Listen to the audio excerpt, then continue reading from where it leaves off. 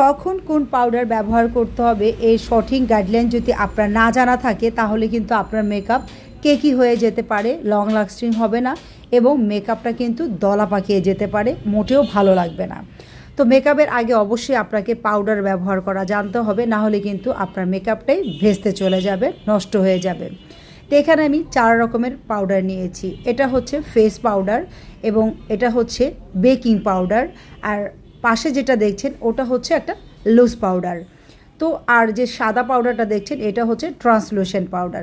Translucent powder কিন্তু আমরা সবসময় ব্যবহার করব না, এটা আমাদের ব্রাইডাল মেকআপের ক্ষেত্রে ব্যবহার করা যেতে পারে এবং এই ফেস পাউডারও কিন্তু ব্রাইডাল মেকআপের ক্ষেত্রে আপনাকে ব্যবহার করতে হবে। এখন বাকি আছে বেকিং পাউডার এবং লুজ পাউডার। তো বেকিং পাউডারটা আপনি কীভাবে ব্যবহার করবেন? বেকিং পাউডারটা ফাউন্ডেশন অ্যাপ্লাইয়ের পরে কিন্তু একটা ফ্লাফি ব্রাশ দিয়ে আপনার স্কিনে অ্যাপ্লাই করে দিতে হবে এবং তারপর এটাকে ঝেড়ে ফেলে দিবেন। এর ফলে কি হবে, আপনার স্কিনের অয়েলি ভাব দূর হয়ে যাবে এবং স্কিন থেকে কিন্তু অয়েলটা কন্ট্রোল হয়ে যাবে। এর ফলে কি হবে, আপনার স্কিনের মেকআপটা লং লাস্টিং হবে এবং স্কিনটা কিন্তু ড্রাই থাকবে। তো যাদের স্কিন অতিরিক্ত ড্রাই তারা লুজ পাউডার ব্যবহার করবেন না, তারা ব্যবহার করবেন ট্রান্সলুসেন্ট পাউডার।